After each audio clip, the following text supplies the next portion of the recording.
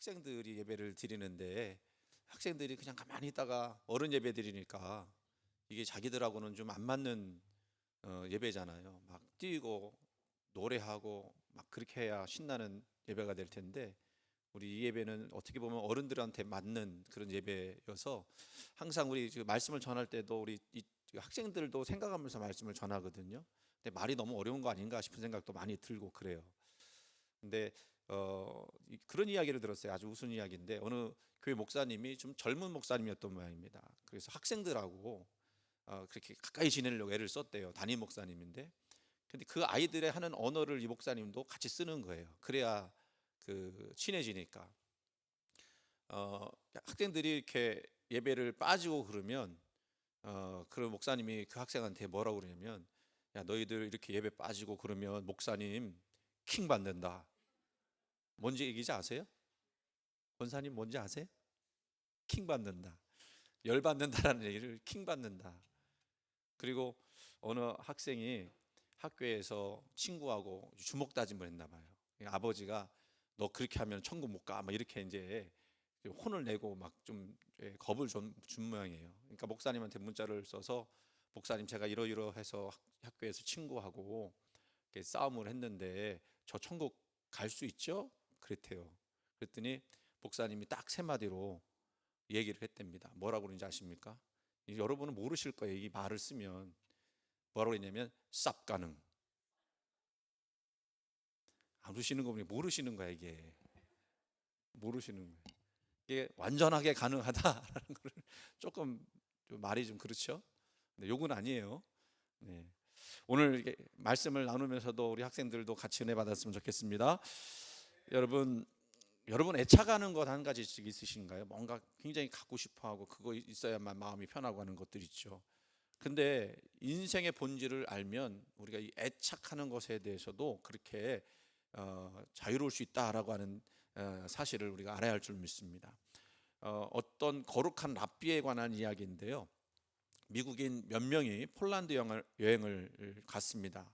어느 마을에 지나다가 그 거룩한 랍비의 이야기를 들었는데, 이 랍비는 그 마을에서 오랫동안 그렇게 시간을 지내고 거기서 사역을 했다고 하는 거예요. 그래서 이 거룩한 사람을 보려고 그의 집을 찾아간 미국 사람들이 집에 들어서는 깜짝 놀랐습니다. 왜냐하면 살림살이가 거의 없었기 때문에 그래요. 랍비가 앉아서 공부하는 의자, 책상, 그리고 간단한 침대, 그리고 눈에 띄는 가구가 전부였습니다. 손님들이 너무 신기해서 물었어요. 랍비님, 당신의 가구는 어디 있나요? 그러자 랍비는 잠시 책에서 눈을 떼면서 이들을 올려보며 이렇게 되물었습니다. 그러는 당신들의 가구는 어디 있나요? 그러니까 우리의 가구요? 왜 우리의 가구를 들고 다닙니까? 우리는 잠시 지나가는 길입니다. 이들이 이렇게 대답하자 랍비가 이야기했습니다. 나도 똑같습니다. 무슨 얘기죠? 자기 인생도 나그네 인생이기 때문에 그렇게 많은 거 필요하지 않다. 애착에서 벗어나고 소유에 대한 집착을 놓을 때 우리는 이 나그네 인생길에서 들고 다니는 그런 가구가 얼마만큼이어야만 적절한지도 판단할 수 있다. 그렇게 이야기할 수 있을 거예요. 그것을 깨달을 때 우리는 필요도 없는 물건들, 또 내 영혼에 생명을 주는 그런 물건이 아닌 것들 구별을 하게 되고, 그렇게 하다 보면 우리는 영혼의 자유를 누리게 될 줄로 믿습니다. 제가 이 말씀을 드리는 것은 지난주에 드렸던 말씀, 우리 예수님이 사단에게 시험 당할 때 그 사단의 시험의 목적이 있었다고 그랬어요. 그게 뭐냐면 본질적인 내용을 비본질적인 내용으로 자꾸 바꾸려고 한다. 그래서 정말 우리가 추구해야 될 영적인 것들은 자꾸 놓쳐버리고 비본질적인 그 세상의 영광, 그 세상의 소유들, 이런 것들을 자꾸 쫓아다니게 한다라는 이야기를 했습니다. 여러분, 외형도 중요하지만 마음의 중심은 더 중요한 줄로 믿습니다. 겉으로 드러난 성격도 중요하지만 보이지 않는 내면의 힘은 더욱더 중요합니다. 우리 인생의 대부분의 싸움은 바로 이 본질의 싸움인 것 같아요. 내가 본질을 깨닫고 그 본질을 붙잡느냐, 그래서 그 본질을 가지고 살아가느냐의 인생의 어떤 향방과 그리고 인생의 행복도 달라지는 것 같습니다. 이 본질에 관한 아주 중요한 말씀 한 구절을 소개해 드릴게요. 요한복음 1장 12절 말씀인데 같이 있습니다. 영접하는 자 곧 그 이름을 믿는 자들에게는 하나님의 자녀가 되는 권세를 주셨으니. 아멘. 이 말씀에 우리에게 좋아 보이는 단어 하나가 나옵니다. 그게 뭐냐면 권세예요. 여러분, 권세 있기를 원하시죠? 권세. 이 권세가 무엇이냐면 이 말의 이 그 어원을 좀 따져서 들어가 볼게요. 이 헬라어 엑수시아라는 말이 권세라는 말입니다. 근데 이 엑수시아는요, 두 말이 합쳐진 거예요. 에크와 우시아가 합쳐진 것입니다. 근데 이 단어를 따로 떼서 보면 이 권세라는 말이 무슨 뜻인지 더 정확하게 알 수가 있어요. 에크는 어디 어디로부터라는 뜻이고 우시아는 본질이라는 뜻입니다. 그러니까 권세는 어떤 뜻이에요? 본질로부터 온다라는 뜻입니다. 그러니까 본질을 우리가 확실하게 알고 그것을 붙잡을 때 우리 삶에 뭐가 나타나는 거예요? 권세가 나타나는 거예요. 그래서 권세는 본질로부터 나온다. 그렇게 우리가 오늘 말씀도 이렇게 제목을 정했는데, 그 본질은 뭐죠? 그 본질은 하나님이세요. 하나님을 온전히 붙잡을 때 하나님으로부터 오는 그 권세가 우리 가운데서 나타나게 되는 줄 믿으시길 바랍니다. 그래서 우리 신앙도 이 본질을 잘 지킬 때 영적인 권세가 나타나고요, 또 우리 삶의 본질도 잘 지킬 때 삶의 능력도 나타나게 되는 거예요. 믿으시죠? 그런데요, 우리가 이 이야기를 왜 할까요? 이런 이야기를 왜 할까요? 우리가 어쩌면 다 아는 이야기인지도 모르지만 이 본질을 얼마나 잘 놓치는지, 본질의 싸움이 얼마나 중요한지 알면서도 자꾸 거기서 지는 거예요. 제가 재미난 이야기, 이 새벽기도 때도 한번 말씀을 드렸던 이야기인데요, 허버트 조지 웰스라는 소설가가 있어요. 이 소설가는 아주 유명한 소설가인데 우주전쟁이라는 소설을 쓴 사람이에요. 과학의 소설 쓴 거예요. 투명인간 아시죠? 우리가 잘 알고 있는 그 어릴 때 많이 봤던 그 드라마 있었어요. 저도 어렸을 때 투명인간 드라마 봤거든요. 근데 이분이 어떤 그 단편 소설을 썼느냐면 무덤이라는 소설을 썼거든요. 내용은 이런 거예요. 왕의 사랑을 독차지하던 왕비가 결혼한 지 1년 만에 그만 병으로 세상을 떠나고 맙니다. 이 너무 상실감에 젖었어요. 왕이 너무 사랑했던 그 왕비였는데, 그래서 이 왕비의 무덤을 아주 멋지게 만들었습니다. 그런데 무덤이 너무 쓸쓸해 보였던 왕이요, 무덤 옆에 자신을 상징하는 동상을 세웠어요. 그리고 1년 뒤에 찾아갔더니 그 무덤이 여전히 쓸쓸해 보이더라는 겁니다.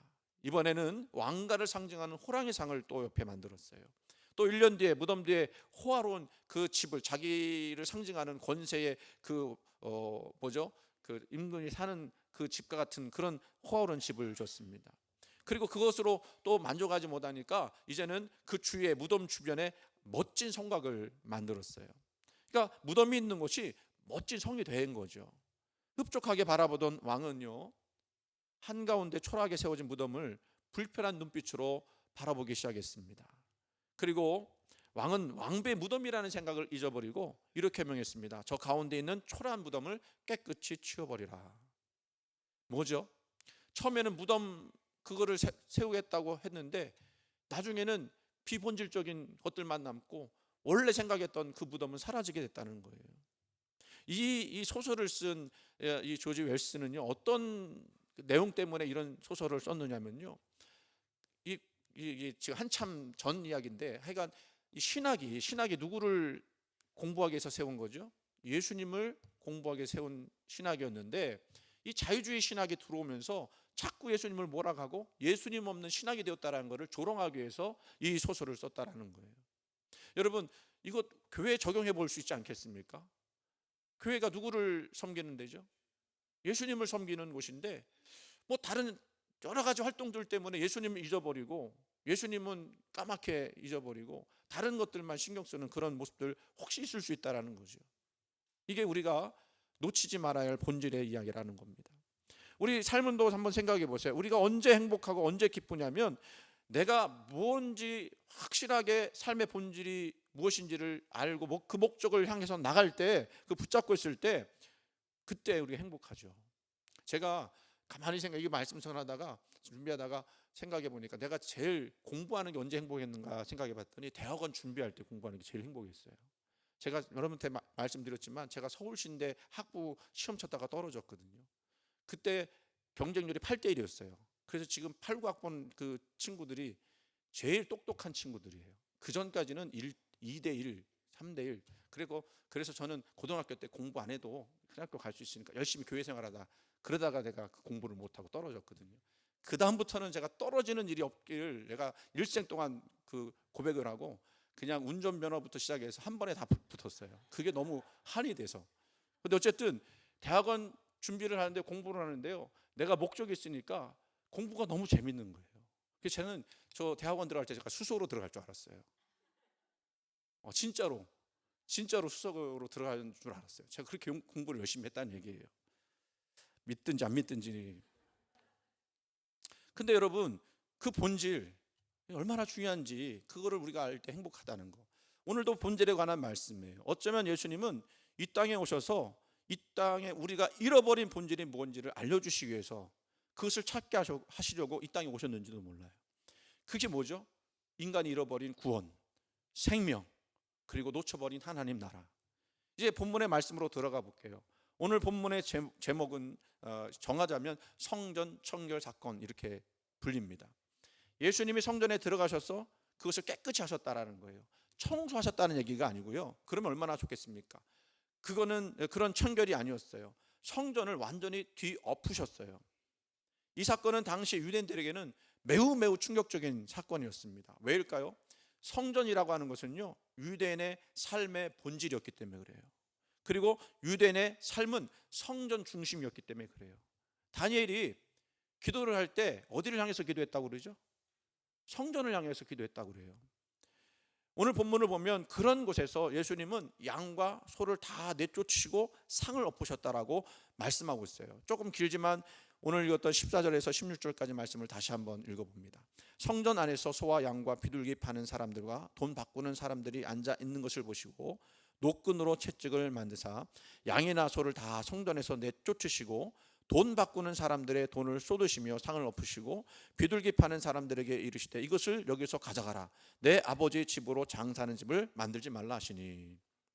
여러분, 여기서 중요한 표현이 나오는데요, 주님이 노끈으로 채찍을 만들었다는 표현이 나오거든요. 근데 그거를 만들기만 한 걸까요? 아니면 그걸 가지고 휘둘렸다는 걸까요? 휘둘렀다는 거예요. 그냥 그 표현을 쓴 게 아니에요. 그 정말 과격한 이야기 아닙니까? 그러니까 예를 들면 지금 제가 이렇게 설교하고 있는데 예수님이 들어오셔서 이 성전 이 강대상을 확 뒤집어엎고 막 부수고 했다라는 얘기예요. 여러분, 이게 충격 아닙니까? 그죠? 근데 왜 이렇게 과격한 행동을 하셨을까? 우리가 이 본문의 내용을 보면서 예수님의 분노가 어느 정도였는지를 느낄 수가 있습니다. 예수님이 왜 이렇게 화가 나셨을까요? 왜 그러셨을까요? 바로 성전에서 기도하기보다는 장사하는 일에 몰두했기 때문에 그래요. 이 장사는 사실 성전과 거리가 먼 데서 오는 유대인들을 위한 것이었습니다. 편의를 위한 거였어요. 그러니까 유대 남자들은요, 1년에 3번씩 예루살렘 성전으로 와서 하나님께 제사를 드렸어요. 자기 몸을 보였어요. 그런데 먼 데서 오는 사람들에게 짐승을 끌고 와라, 그러기는 너무 힘든 거예요. 오다가 짐승이 어떻게 될지 모르니까 가장 귀한 거로 드려야 되는데 그럴 수 없으니까 이제 멀리서 온 사람들은 그 자기가 제물로 바칠 짐승을 거기서 사는 거예요. 그래서 소나 양이나 염소들을 가지고 주님께 드리기 위해서 거기서 이제 제물을 사는 겁니다. 거기는 뭐 소도 있고 양도 있고 비둘기 파는 사람도 있다, 그렇게 말씀하고 있죠. 근데 거기에 한 가지 더 붙여야 될 것이 있습니다. 돈을 바꾸는 사람들도 있었어요. 이게 돈을 왜 바꿨을까? 지금 우리가 쓰는 우리 지폐나 동전이나 이런 것들을 가지고 헌금을 하지만 당시에 이 예루살렘 성전에서 드려지는 그 헌금은 헌금으로만 드릴 수 있는 동전이 따로 있었어요. 왜냐하면 외국 동전에는 가이사의 그림이 있었거든요. 우상이 그려져 있었거든요. 그러니까 그거를 하나님께 드린다? 이거는 있을 수 없는 일이다. 그래서 자기들이 사용하는 돈을 가지고 와서 성전에서 드려지는 특별한 동전으로 바꾸어 하나님께 드린 거죠. 그런데 1대1로 드리는 게 아니라 2대1로 드리는 거예요. 성전에서 드리는 돈 하나를 내가 살려면 그것의 값이 2배를 드려야, 그것을 내야 그 동전을 내가 받을 수 있는 것입니다. 그러니까 이게 뭐예요? 엄청난 폭리를 취하는 거죠. 그리고 그 백성들의 삶을 돌보지 않는 착취였다라는 것입니다. 예수님이 서신 이곳은 성전이라고 했지만 사실은 이방인의 뜰이었거든요. 그 광경을 한번 생각해 보세요. 경건한 기도 대신 가축들의 울음소리, 양의 울음소리만 가득해요. 짐승들을 제물로 잡아서 바치느라 우는 소리가 아니죠. 상품으로 쓰려고 놓았기 때문에 들리는 소리입니다. 처절한 회개와 경건한 예배와 간절한 기도 대신에 아주 시끄러운 돈거래만 오고 갔다는 것입니다. 그러니까 특별히 하나님 만나는 장소, 은혜의 자리에서 돈과 권력에 취한 지도자들, 그것도 일반 지도자들이 아니라 종교 지도자들에 의해서 착취당하고 빼앗겨버리는 거예요. 근데 그 백성들은 아무 소리 하지 못하고 그거를 그냥 감당해야 되겠죠. 왜? 하나님께 제사를 드려야 하니까. 이게 얼마나 기가 막힌 일이겠습니까? 그래서 16절 말씀을 보면 비둘기 파는 사람들에게 이르시되 이것을 여기서 가져가라. 내 아버지 집으로 장사하는 집을 만들지 말라. 아버지 집이 이렇게 장사하는 집이 되지 않아야 된다라고 이야기하는 거예요. 그리고 17절 말씀, 이 모습을 제자들이 기억하면서 성경 말씀에 주의 전을 사모하는 열심이 나를 삼키리라는 것을 기억하더라.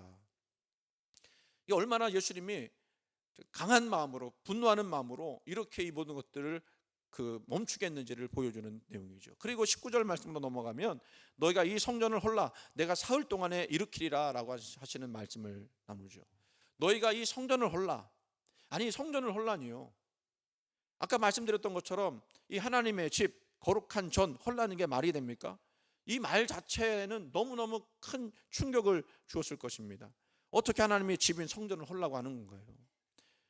성전은 하나님이 그들 가운데 계신다고 하는 의미이지 않습니까? 근데 그 성전을 헐라고 하는 것은 뭐겠어요? 그들의 기도를 들으시고 예배를 받으신다는 그런 성전이었는데 그런 성전을 없앤다? 너희가 이 성전을 헐라?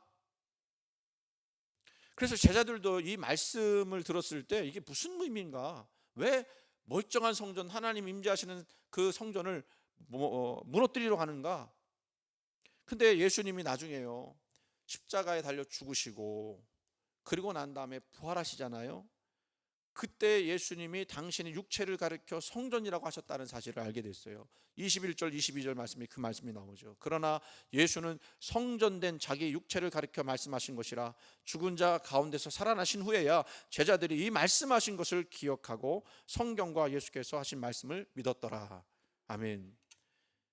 그러니까 너희가 이 성전을 헐라 하신 것은 새로운 성전이 이제 건축이 될 것이다. 근데 그 새로운 성전은 누구를 이야기하는 거죠?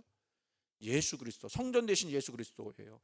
그 예수 그리스도가 성전 되신다는 것은 하나님의 임재가 성전에 임하였던 것처럼 예수님의 성육신은 곧 하나님의 충만하신 임재를 의미하기 때문에 그렇습니다. 즉 이게 하나님의 백성과 함께 하신다는 의미였어요. 우리는 그 의미를 네 글자로 표현을 하죠. 뭐라고 표현하죠? 하나님이 우리와 함께 하신다는 것을 임마누엘이라고 표현합니다.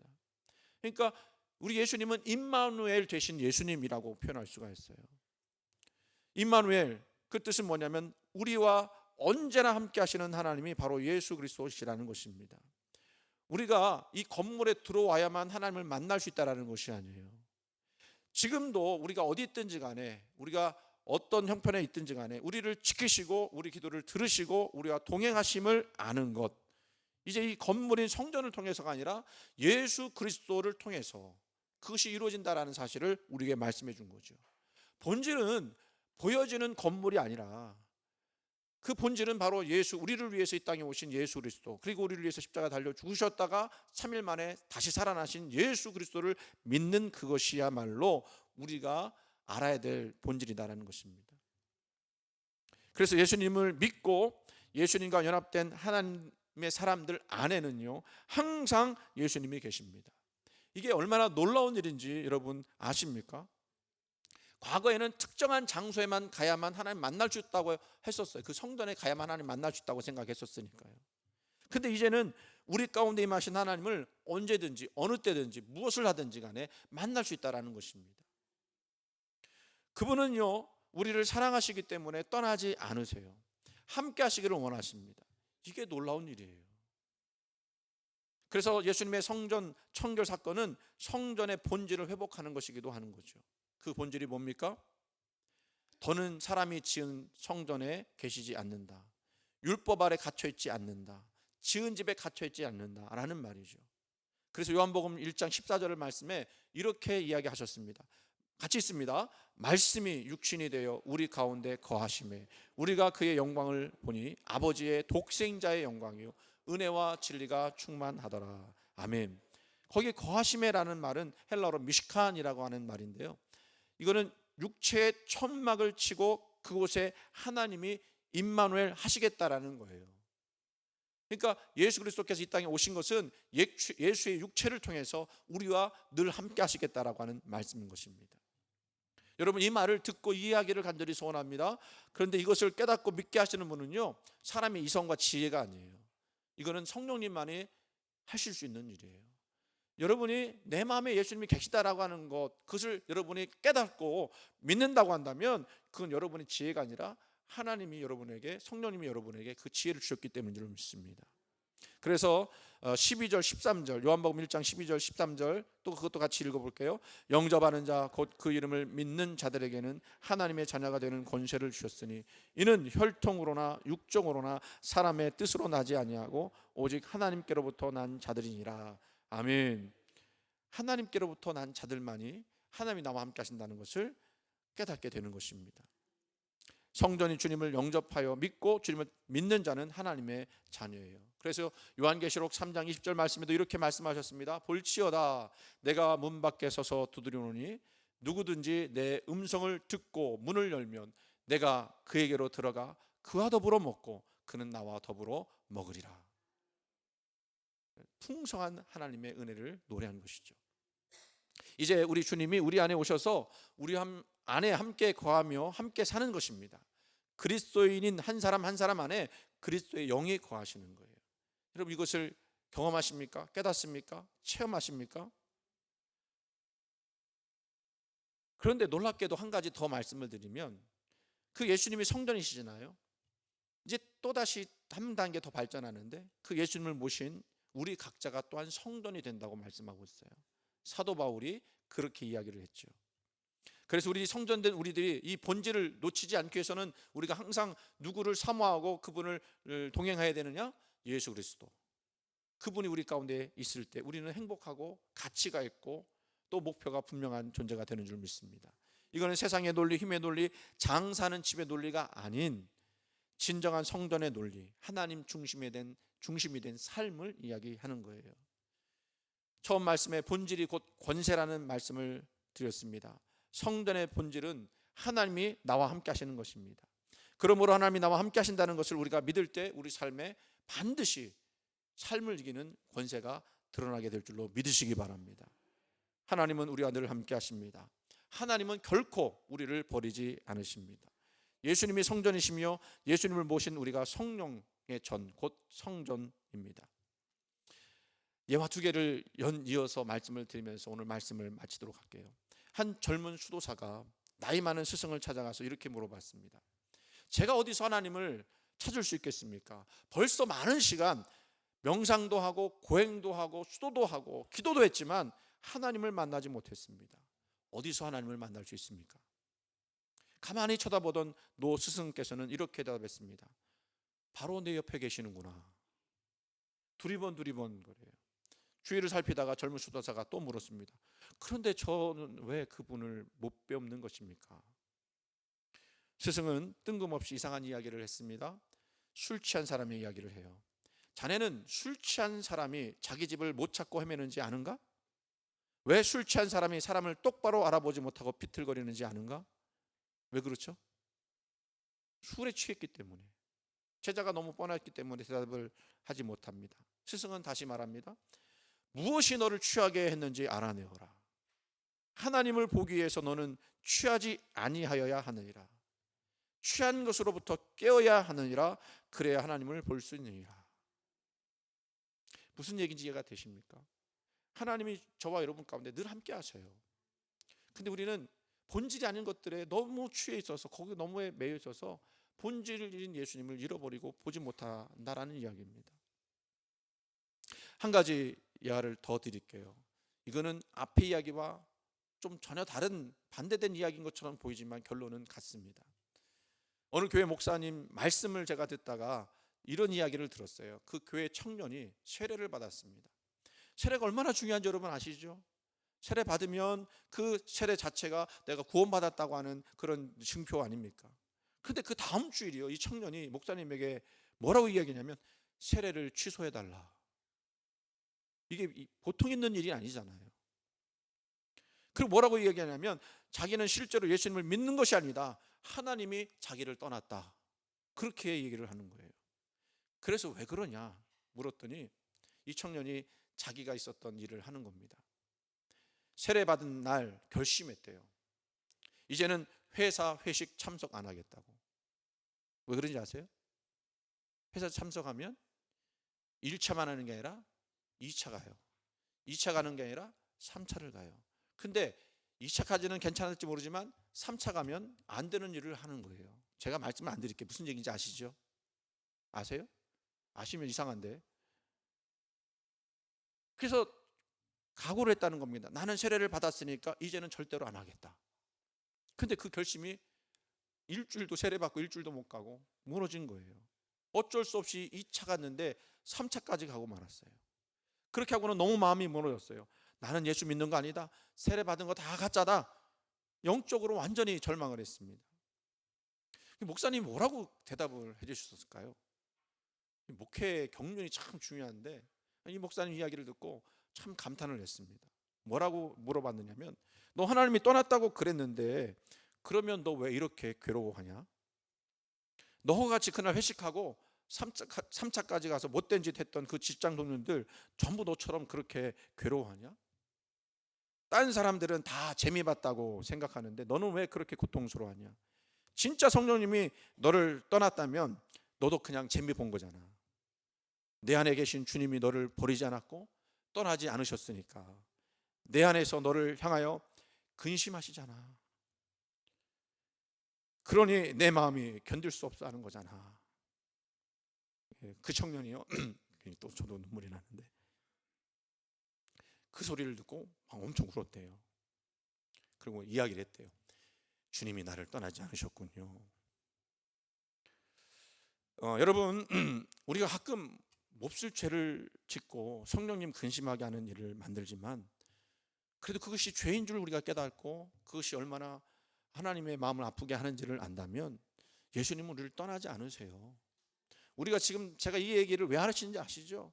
주님이 우리 안에 성전이 되셔서 오셔서 주님이 나와 함께 하신다고 하는데 우리는 가끔 이 못된 죄 때문에 하나님 나 떠나신 것 같아 라고 생각하는 때가 분명히 있다라는 거예요. 근데 그런 생각이 드는 것조차도 성령님이 우리를 그렇게 깨닫게 하신 것이지 성령님이 떠나신 것이 아니라는 것입니다. 그리고 우리는 그걸 깨달았기 때문에 어떻게 해야 돼요? 계속해서 날마다 하나님의 뜻에 맞도록 살아가려고 노력하는 것뿐이죠. 그러다가 또 넘어질 수도 있어요. 저라고 안 넘어지겠습니까? 여러분이라고 안 넘어지겠어요? 신앙 경륜이 많다고 안 넘어지겠습니까? 넘어지는 거죠. 그런데 중요한 건 뭐예요? 그럼에도 불구하고 하나님은 우리를 떠나지 않으시더라. 마태복음 5장 8절 말씀에 이런 말씀이 있습니다. 마음이 청결한 자는 복이 있나니 그들이 하나님을 볼 것이며. 여러분, 마음이 청결하다는 뜻이 뭘까요? 죄가 하나도 없다는 뜻일까요? 그럴 수 없습니다. 내 안에 죄가 왜 없겠습니까? 그런데 내 안에 있는 죄를 보면서 슬퍼할 수 있는 마음, 그런 사람이 청결한 사람이에요. 그런 사람이 하나님을 볼 것이고 하나님을 만날 것이라고 하는 것입니다. 여러분, 우리 예수님이 우리와 함께 하신다는 것보다 더 중요한 본질이 없어요. 권세가 어디서 나온다고요? 본질로부터 나오는 거예요. 그 본질은 우리 하나님, 우리 예수님이에요. 그 본질을 여러분 붙잡을 때마다 여러분의 인생에는요 권세가 나타날 줄로 믿습니다. 여러분 마음에 내주하시는 주님께 여러분의 모든 것을 다 맡겨드리세요. 내 마음을 주장해달라고, 다스려달라고, 그리고 내 마음 안에서부터 하나님의 나라가 건설되게 해달라고 그렇게 여러분 기도하시기 바랍니다. 그러면 생명과 은혜와 진리가 여러분 안에 충만하게 될 줄로 믿습니다. 이 성전을 홀라 십자가와 부활을 통하여 핏값으로 다시 짓겠노라 말씀하시는 주님 만나시기를 주님의 이름으로 축원을 드립니다.